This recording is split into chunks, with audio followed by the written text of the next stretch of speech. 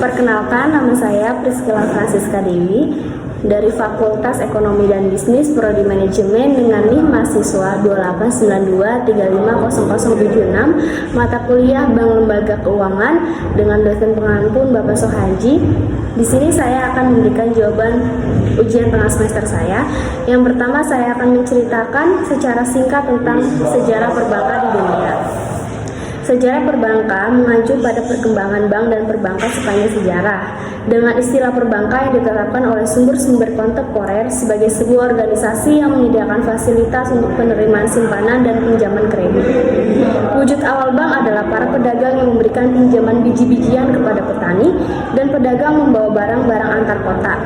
Hal ini dimulai sekitar 2000 sebelum Masehi di Asyir dan Sumeria, kemudian di Yunani kuno dan selama Kekaisaran Romawi, pemberi pinjaman penerimaan simpanan dan melakukan pertukaran uang. Arkeologi dari periode ini di Cina kuno dan di India juga menunjukkan bukti kegiatan peminjaman uang. Banyak catatan sejarah yang menempatkan posisi penting sejarah perkembangan sistem perbankan pada Italia pada abad pertengahan dan Renaissance di kota-kota penting seperti Florencia, Venesia, dan Genoa. Bank Italia yang terkenal adalah Bank Medici yang didirikan oleh Giovanni Medici pada tahun 1397. Salah satu bank tertua yang masih berdiri adalah Bank Banca Monte dei Paschi di Siena. Perkembangan perbankan menyebar dari Italia Utara ke seluruh Kekaisaran Romawi Suci pada abad ke-15 dan abad ke-16 ke Eropa Utara.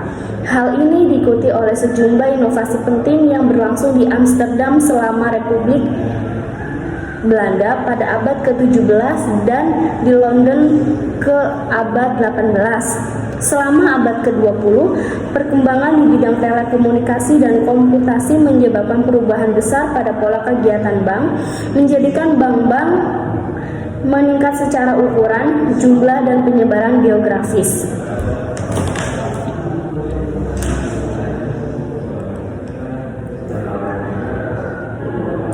Krisis keuangan dari 2007 sampai 2008 menyebabkan banyak kegagalan bank, termasuk beberapa bank terbesar di dunia, dan memicu banyak perdebatan tentang peraturan bank. Terus yang kedua, saya akan bagaimana hubungan OJK dengan BI dan LPS, serta apa yang dimaksud dengan pengawasan terintegrasi di OJK dan dijelaskan. OJK atau Otoritas Jasa Keuangan adalah lembaga yang bertanggung jawab atas sektor jasa keuangan di Indonesia. Hubungannya dengan BI atau Bank Indonesia dan LPS atau Lembaga Pinjaman Simpanan adalah bahwa OJK bekerja sama dengan keduanya dalam mengawasi dan mengatur industri keuangan. Bank Indonesia bertanggung jawab atas kebijakan moneter dan stabilitas sistem keuangan, sementara LPS berhubungan atas jaminan simpanan. Pengawasan terintegrasi di OJK merujuk pada pendekatan yang mengintegrasikan berbagai fungsi pengawasan ke dalam satu lembaga, yaitu OJK. Ini berarti OJK memiliki wewenang untuk mengawasi dan mengatur berbagai entitas keuangan seperti bank, asuransi, dan pasar modal, serta mengkoordinasi dengan BI dan LPS untuk memastikan stabilitas dan keamanan sistem keuangan secara keseluruhan. Dengan pendekatan terintegrasi ini diharapkan dapat tercipta sinergi antara berbagai fungsi pengawasan yang berbeda untuk mencapai tujuan yang lebih efektif dan efisien. Selanjutnya, sebutkan 8 jenis resiko bank dan bagaimana manajemen resiko menurut Susilo dan Victor di tahun 2019.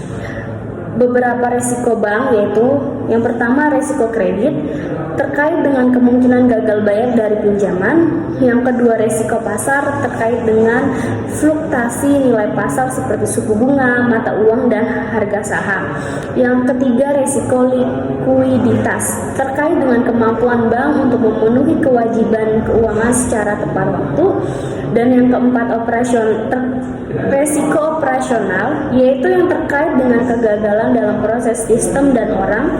Yang kelima ada risiko reputasi terkait dengan kerusakan citra atau reputasi bank.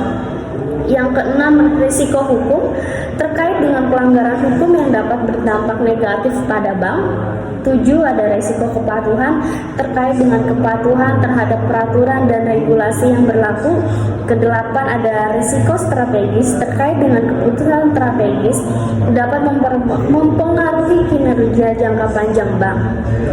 Dan menurut Susilo dan Victor di tahun 2019, manajemen risiko bank dilakukan melalui pendekatan holistik yang mencakup identifikasi, pengukuran, pengendalian, dan pemantauan risiko secara terus-menerus. Hal ini melibatkan penggunaan berbagai teknik dan instrumen seperti analisis stres, diversifikasi portofolio, dan pembentukan cadangan untuk menangani risiko, juga melibatkan keterlibatan aktif dari manajemen, puncak bank, dan implementasi kebijakan prosedur yang efektif untuk mengelola risiko dengan tepat.